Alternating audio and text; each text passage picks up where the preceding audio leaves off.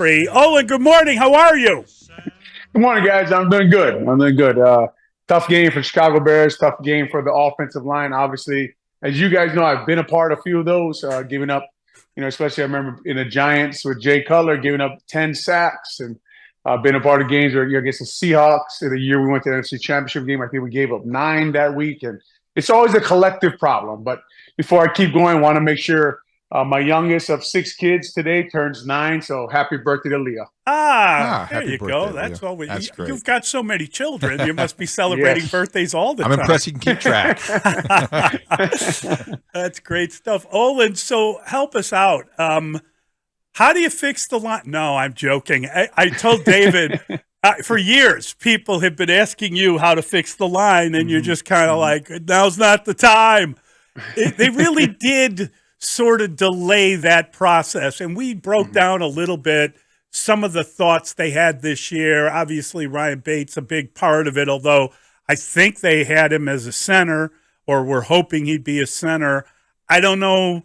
As thorough as the problems seem to be on the offensive line, and I don't know how you would rate. I mean, at different points last night, it seemed like everybody was having a rough patch. Did anybody stand out as better than the rest to you? Well, I think right after that 3rd and 12, where Caleb hits Carter there for the first down, and they were playing zone. I think they only rushed 3, the Texans. I think D'Amico Ryan said, okay, that's enough. We'll go to man. Keenan Allen's not here tonight, and we'll blitz, right? We'll send more than it can handle, or we'll always send one more.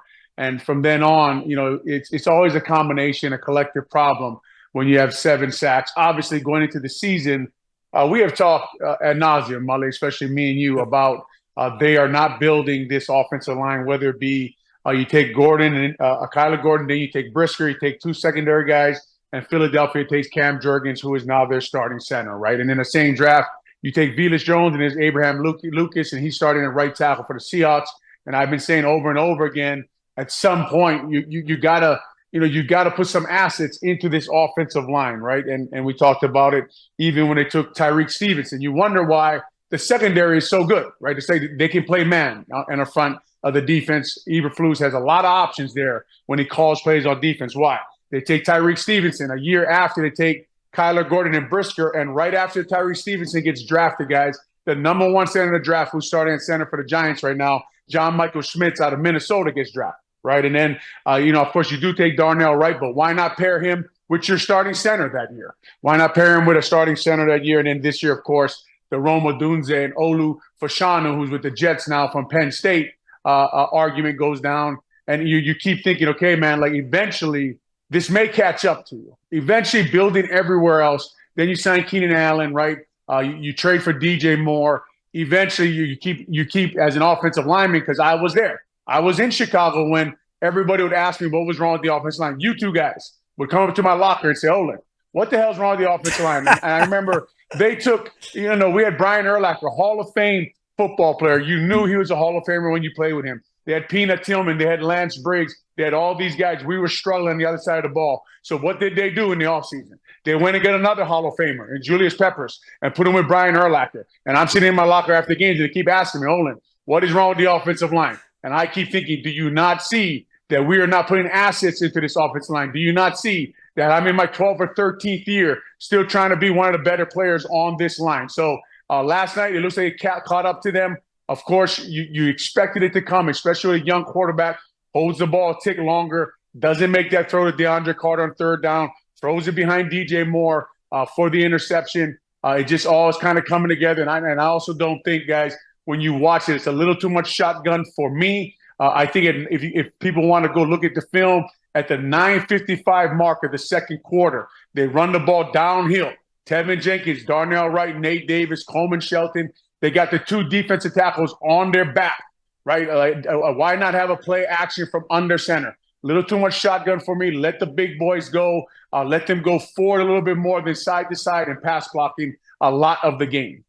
Well put, Olin. I think it is a matter of priorities. That's an off-season project. I think now it's too late in the season to go out and look and make a trade or a guy who's on the street. Those aren't going to help you necessarily. They could make some changes internally, Potentially. But I think where you start the process is trying to fix this is that you can't let your next defensive coordinator pressure you 36 out of 37 passes the way DeMeco Ryans did. So schematically, I think you've got to counter. How can they counter? How can Shane Waldron help his offensive line protect, help his young quarterback from getting harassed? Are there things that he can do that they're not doing now to make it better? You know, going into the game, you were worried, right? We talked about in the pregame, you're worried about the silent count. First time they had to deal with crowd noise. First, you saw that Nate Davis was in control of the silent count, and they had struggled with some, false start penalties, procedural penalties. You know, I can remember, Darnell Wright having a few. The offensive line had a few, backed them up. It's just tough on the road there with your first time. So hopefully, first of all, David, hopefully they just get a little better at handling that situation, right? And then what do you do? I mean, everyone's going to know what you're going to try to do now, right? You're going to try to get the ball out fast. You're going to try to run screens. You try to formation them to Shane Waldron's defense. He did have guys in, right? You saw Everett and Cole Kmet chipping on the first third down. They were trying to help in there. Now, as the game got going, they had to push the ball down the field. They had to get more guys out. It's always this game you play between, okay, do we have to, should we protect? And then you protect, and then no one's open. And then it's, okay, we got to get guys out because they're bringing too many guys. There's something called a green dog. And that just tells the guy who's covering the guy in the backfield. If the guy in the backfield you're covering blocks, you blitz. So eventually at some point you don't have enough guys if you just keep keeping everybody in. I think the old defense coordinator for the Philadelphia Eagles was famous for this, Jim Johnson. Ron Rivera learned under Jim Johnson, and he would green dog us. And he would green dog all the time. And no matter how many guys you left in the block, as soon as your guy blocked, boom, you're green. You can go. You go. So eventually the ball just has to come out. Eventually they have more guys than you have. And I'm not saying this is on Caleb. The offensive line, especially in the middle, has to do a better job, being more physical, keeping that pocket clean. Caleb did sometimes, guys, as you saw with Will Levis last week, drop out of the pocket, get himself into some danger, which you expect from a rookie quarterback. But David, I mentioned that play at 9:55 in the second quarter. I really think if I'm on the Bears offensive staff, I use that play as an example and say, okay, we need a little more of this. We got to build our game plan around this. We got to run downhill behind Darnell Wright. I heard you guys talking about maybe move Kevin Jenkins to right guard. David, you're only about 5 months behind me, but that's okay. You want to steal that? Go ahead. It's your idea now. But look, that is something they have to play with stuff. Move guys around. Nate Davis, guys. I don't go much into this, but those guys got to play better football. They got to get the pads down. They got to get pad on the pad. They got to strain through guys. They got to be a lot more physical up front on their offensive line. This segment with Olin Kreutz is sponsored by Fireplace and Chimney Authority. Visit online or their Elmhurst and Lisle showrooms. I'm curious, at what point is the tipping point? And I'm not sure we know. And by that, I simply mean when you see a guy take 7 sacks, when you see whatever it was, 11 quarterback hits on him, at what point do you say, okay, like one more of these and this is really not going well? It's almost like you kept, and I know he's partially responsible for protecting himself and he has to get the ball out. And I understand that you're correct, that the offensive coordinator needs to get more involved and maybe don't go with the shotgun stuff, because it seems like he's already pretty deep in the pocket before he even gets going, right?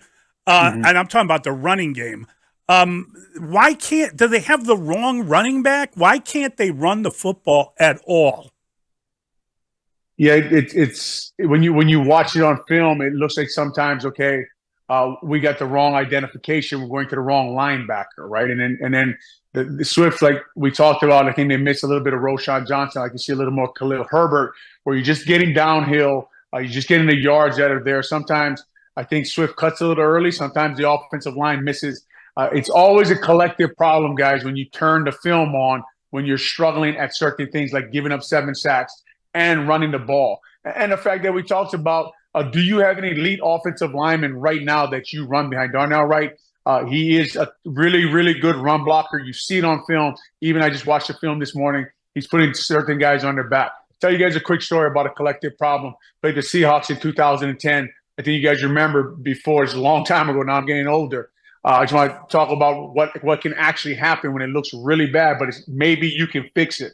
And we put in a certain protection, and the offense coordinator Mike Martz and Mike Tice were arguing about what the protection should and shouldn't be, and who we should work to and who we shouldn't work to. And there was just a lot of confusion during the week. And eventually, when you got there, no one really knew who to block, who had what guy coming off the edge. We ended up giving up 6 sacks. We cleaned that up, end up in an NFC Championship game. So first thing they got to do is everybody got to get on the same page, figure out what their identity is. What is your identity? And I go back to that play again, 9:55 the second quarter. And maybe that could be your identity. Maybe that could slow things down for everybody. Not everything has to be 35 motions, 2 to 3 choices on every run play, right? The one, the Roma Dunze, the touchdown he missed Enzo. I think that's a run pass option, guys. Right there. I'm saying to myself, man, let's run the ball downhill and score, right? And even on the next play, they run the ball like it was going to be, I think it was going to be like a quarterback read, a quarterback counter. Swift is doing like a jet sweep motion. You see where I'm going. There's a lot of this trick-em stuff going on. Yep. There's a lot of that going on. I think sometimes, man, you go downhill. Even they got to 31, guys, after the big fight on the sideline. Yeah. And I am saying to myself, your O-line, they're fired up. They're in a fight on the sideline. Run the ball damn downhill behind them and let them get physical on this number 0 who just punched Roshan Johnson in the face on the sideline. Wow. Like eventually, if you want that to be your culture, if you want your attitude to be physical football, you have to call those plays and just stare at guys if you miss. Right, on 4th and 1, you just say, man, we know what they're going to run. They know what we're going to run. We're still going to run it. And if we don't get it, I'm just going to stare at you on the sideline and say, we're either the guys we say we are or we're not. But I'm not going to try to trick them on every play. And sometimes you try to trick guys on every play. That run game on the road, if you start not being able to trick them, you cannot go back to just physically dominating them. Now your offensive line is either finesse blocking on rundowns or they're pass blocking. And they never get a chance to get physical, go downhill, put a little weight forward on their front head, get their pad on the pad, and hit somebody in the mouth. I think they came out in shotgun after that fight. I think I think it was 2nd and 15. Yeah. So of course, and they threw it to Swift, and he got to 3rd and 1. I just think that 3rd and 1 was a chance. David, right. I think it was a chance to call a play and say, man, everyone's pissed off. We just had a big fight on the sideline. Let's go ahead and get this game going downhill a little bit. It's a great point, Olin. I wonder now, moving forward, you know how this works, especially in Chicago. The evaluation of the offensive line is something we see and we want to hear answers for, but the evaluation of the quarterback is an ongoing conversation, especially when it's Caleb Williams and so much hype accompanied his debut in his first season. What's the fairest way to evaluate Caleb Williams after 2 games?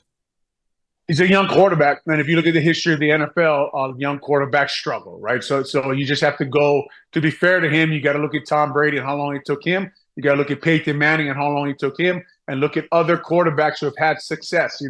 Up there in Green Bay, they let their quarterbacks sit and they develop. Here, we play them right away, and they're going to struggle early. And anybody who maybe didn't see this coming, I think we're all hoping, right? We're hoping, we're waiting for that quarterback to change our luck, to change the course of this franchise. But he's got to go through these growing pains, right? He's got to realize he's got to go out there. He's got to see the speed of the NFL. I couldn't imagine you guys playing quarterback in the NFL. I remember my first few downs in the NFL at center, how fast it felt. I remember Mike Wells almost breaking my neck because he slammed me on my head. I remember playing against Gilbert Brown. I remember Tony Wise telling me I got to move him off the ball. I remember sitting on the bench thinking, I don't know if I can ever move that guy even an inch, right? I couldn't move him anywhere. So there's things that he does have to learn technique-wise, seeing the game. The good thing now, guys, is if you're the best thing I heard last night, Chris Collinsworth said, and like you guys know, you guys get behind closed doors. Coaches, I do. I talk to some guys. When you got them off record, they'll say things a little differently than they say when the camera's on, when the microphone's on. The best thing I heard Collinsworth say is when he got there Monday, the coaches said that Caleb was looking at the film. He was taking hard coaching. He was learning from his mistakes and from against the Titans. And he's got to do that again. And he's going to have to do it every week for a while, man, until the sun starts shining again. Sometimes in the NFL, we have an old saying, you got to learn to love to be miserable, because it is miserable. It is miserable when someone figures out what you're not good at and they make you keep doing it. And a game like last night is miserable, man. It's like there's no answers. But they got to stick together. I know it sounds cliche as but they got to stick together. And if you didn't think you were going to go through this in the NFL, if you look at the history of the NFL, besides the guy he played against last night, there's been one guy. There's been one guy out of all the years in the NFL. There's been one guy who's had a good season as a rookie quarterback. So you could see this coming. You knew he was going to struggle early, especially against DeMeco Ryans. Anybody who looked at this schedule said, man, this is going to be a tough game. Actually, the score is closer than I thought it was going to be. The defense held them in the game. That touchdown late in the second half the first half was a good touchdown by the Chicago Bears offense. I thought Shane Waldron got a little more comfortable in his play calling on that drive. Obviously, DeMeco Ryans makes adjustments at halftime. But, David, this is the process, man, and he's got to go through this process, keep his head about him, keep his teammates moving in direction, and be the first guy today. Be the first guy in the building, back to work, correcting your mistakes. He may be in the training room, Olin. I mean, holy God.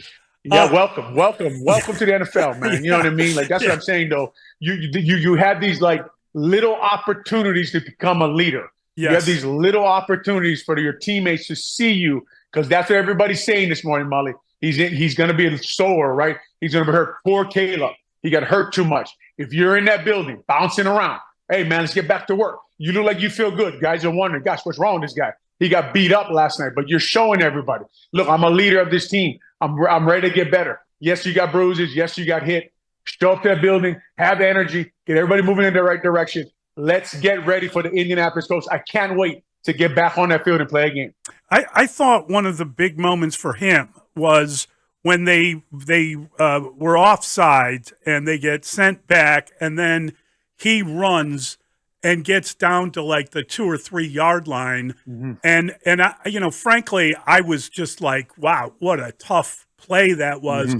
And then a friend of mine texts me and says, oh my God, did he not watch Tua? What the hell is he doing, putting his shoulder down and trying to get an extra yard? And I thought, I don't know if that you can play that way. I don't know that you can worry about what happened to someone else. It was almost like a good thing to see him not care, if that makes any sense. Well, I also think, Mully, that was a called quarterback draw. Yeah. Right. I think they called that quarterback draw. If you watch the tackles, they call it 2 kicks and send a DN by. And I think they called that draw. I could be wrong, but it looked like that on first glance of the play. So they called it, and like you said, he ran it, and he fought for yards and wanted to get in the end zone. And again, guys, don't think your teammates don't notice, right?